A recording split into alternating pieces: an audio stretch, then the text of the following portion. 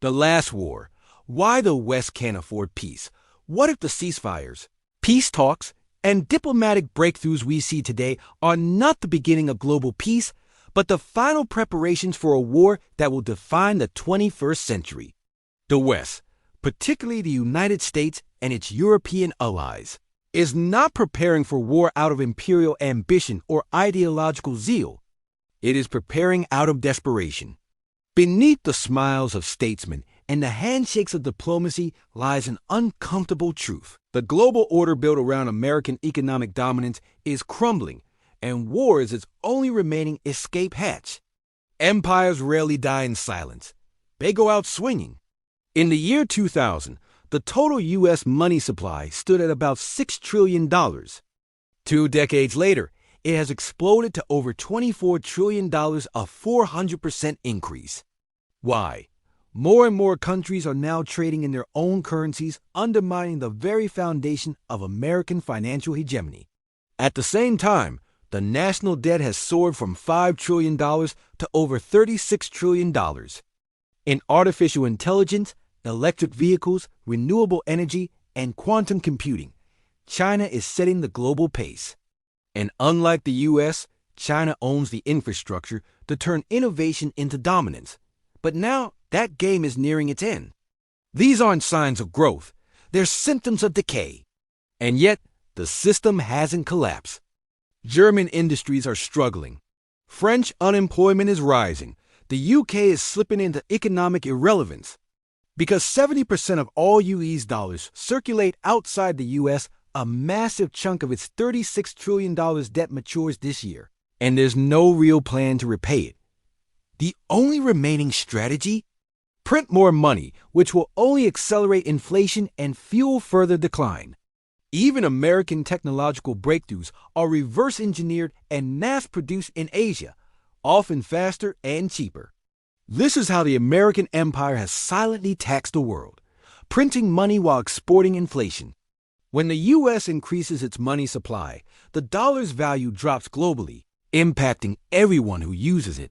But the economic benefit remains inside American borders. This global dollar dependence has allowed Washington to live beyond its means, fund endless wars, and delay consequences.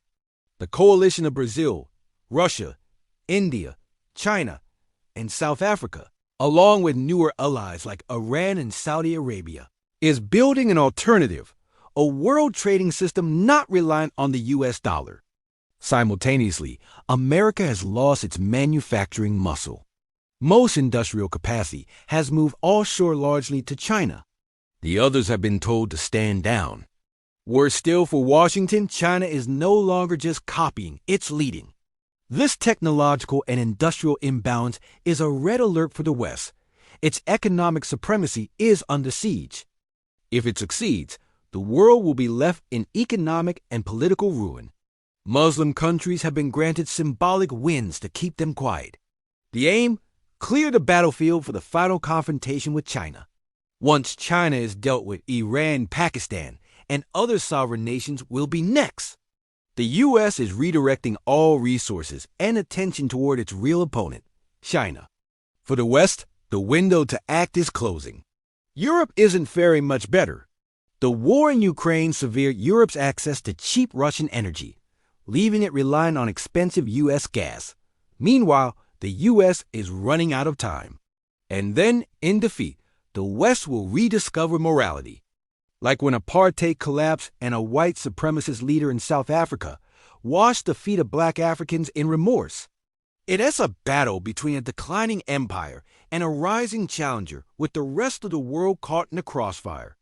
And so, we reach the oldest tool in the imperial toolbox, war. Amid this chaos, there appears to be calm. The Abraham Accords revived. Temporary truces in Palestine, de-escalation with Iran, U.S. mediation in South Asia between India and Pakistan. Many take these developments as a sign of a maturing world order. They are mistaken. This is not peace. It is strategic repositioning. Within America's establishment, multiple factions exist: Israeli, Indian, European, and China hawks. Today, the China-focused bloc is in charge. Israel has been asked to pause its conflicts. India has been advised to divert attention from Pakistan.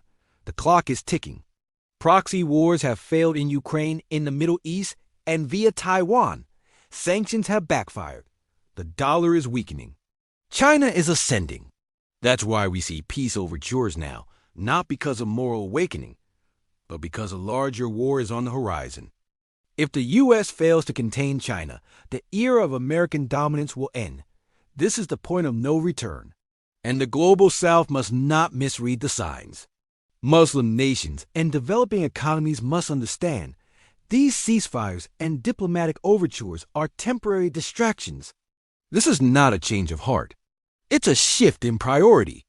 When a superpower faces an existential threat, it makes peace with smaller rivals, not to spare them, but to ensure nothing stands in the way of defeating the larger one. If China falls, the rest of the world will fall in line or fall apart. This is not a battle between East and West, communism and capitalism, or democracy and dictatorship. Support for China is not just about choosing sides. It's about choosing survival. Because if China survives and wins, the world may finally break free from the stranglehold of Western financial imperialism. It sounds like fiction, but history often ends in irony.